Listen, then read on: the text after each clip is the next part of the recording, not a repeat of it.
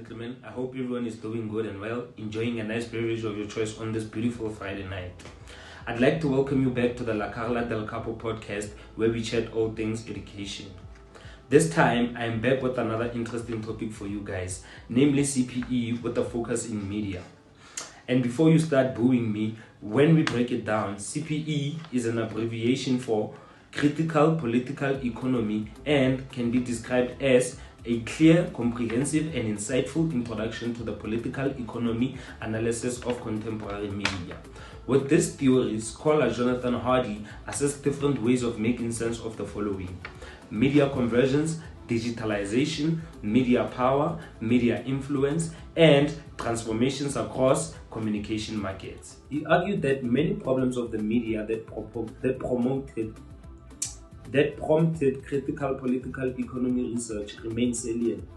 In today's segment, we talk about the influence of CPE on the structural and organizational mechanisms of a South African media outlet, Moja Love. Moja Love is a South African TV channel on DSTV channel 157 and is the home of authentic Mzansi content such as Umphakathi, Ekhaya, X-Repo, and Uyajola 99, just to name a few. It's all about portraying life in South Africa in its honest and unfiltered form.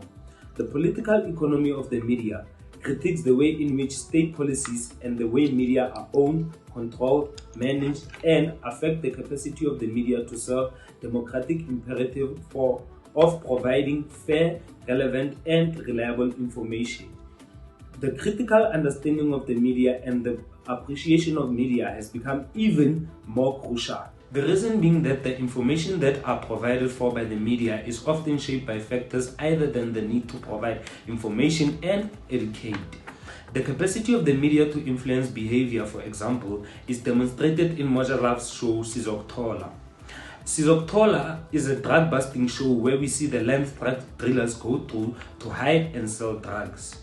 We see that through the media. The media is therefore amongst institutions that can help provide the public with information that can assist in controlling their own environments. As a field of study, critical political economy in media places emphasis on the unequal distribution of power and are critical of arrangements whereby such inequalities are sustained and reproduced.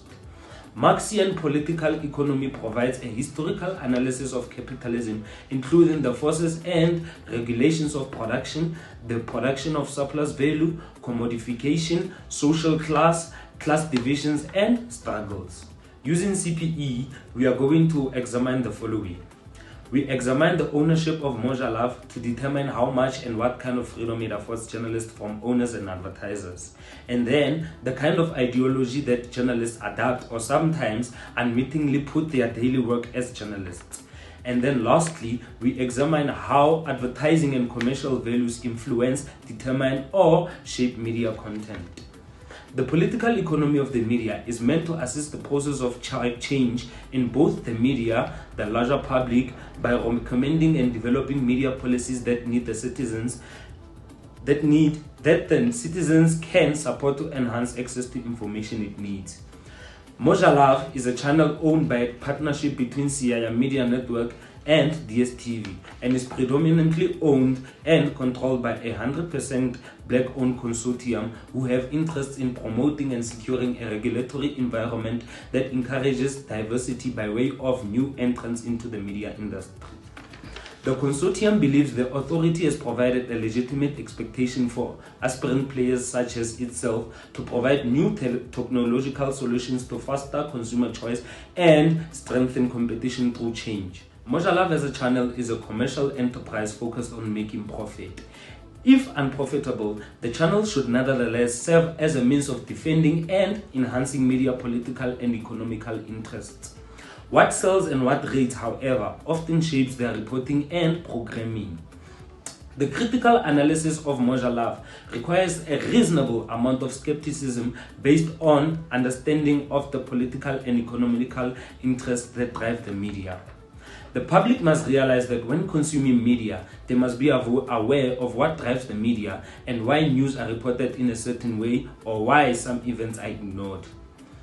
The analysis requires awareness of the ethical and professional standards of journalism. For example, truth-telling and accuracy as a discipline of information and verification.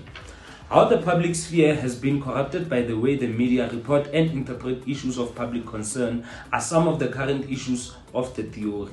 The segmentation of media audiences as a means of preserving class divisions are also an important factor to study further.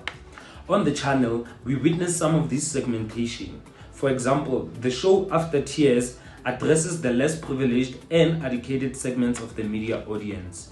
Meanwhile, Puo addresses the more educated and privileged segment of that same audience. It is a demonstration of the assumptions and the part of the channel that there is a distinction between the audiences, and by doing so, they continue to preserve existing class divisions. To conclude, the less privileged and educated stay uneducated and uninformed, while the educated and privileged become more informed. With that being said, that brings us to the end of the chat today. I am going to leave you guys with the hope that you learned something new today and that you enjoyed it.